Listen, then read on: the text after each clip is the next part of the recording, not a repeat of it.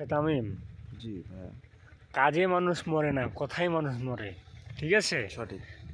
কথাটা কতটুকু তুমি বিশ্বাস করো এবং আমি পুরোপুরি বিশ্বাস করি। এবং বিশ্লেষণ করে দাও কেন এই কথাটা কারণ গুরুজনরা বলেছে? সারাদিন ক্লান্ত আসে, মানে কাজ করলে মানে শরীরে ক্লান্ত হয়, মানে ঘুম আসে, পরিশ্রম করছি ঘুম আসে, কিন্তু কথায় আমার ঘুমও আসে না, টেনশন বেড়ে যায়, এটা কোনো কাজে কামে ভালো লাগে না, খাবার খেতে গেলেও ভালো লাগে না।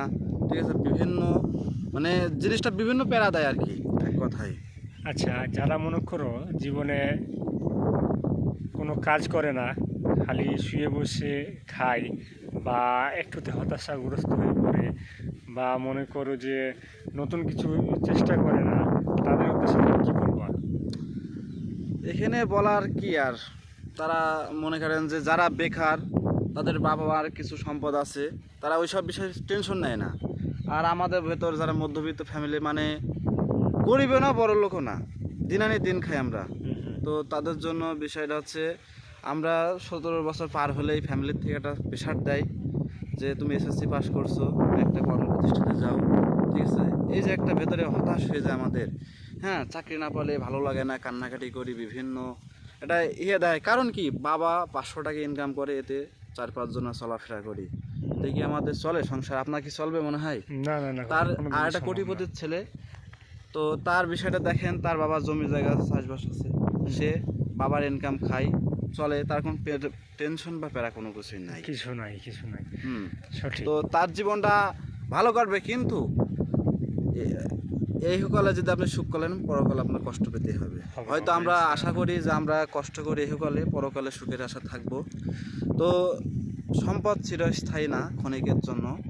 যারা কোটিপতি ছিল, যা মনে করেন যে আমি সারা জীবন এইভাবে জীবনটা কাটাবো, কখনোই না। হবে না। যারা মনে করো একটুতে দুশ্চিন্তায় হতাশাগ্রস্ত হয়, তাদের উদ্দেশ্যে কিছু বলো।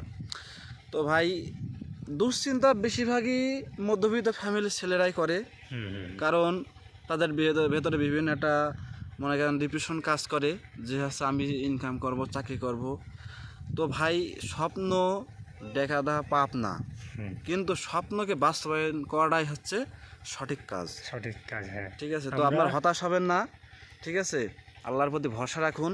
আমরাও সেভাবে চাইনি, কিন্তু আল্লাহ আমাদেরকে মিলাই দিয়েছে, চলছি। আপনারাও একদিন চলবেন, হয়তো কিছু কষ্ট হবেই আর কি।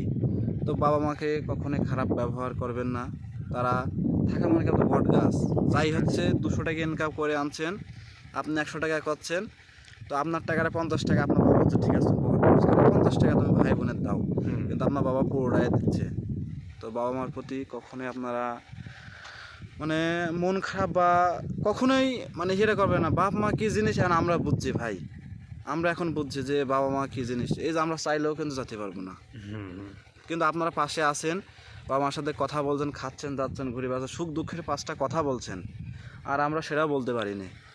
খুব কম সময় থাকে না, বিভিন্ন কাজে কর্মে থাকি, নেট থাকে না, এটাই। তাহলে স্বপ্ন দেখাটা পাপ না, না, বাস্তবায়ন না করতে পারাটাই হচ্ছে পাপ। পাপ। ঠিক আছে, ভালো থাকুন, সুস্থ থাকুন দর্শক। আবার নতুন কোনো টপিক নিয়ে আপনাদের সাথে আসবো অন্য কোনো পর্বে। আসসালামু আলাইকুম।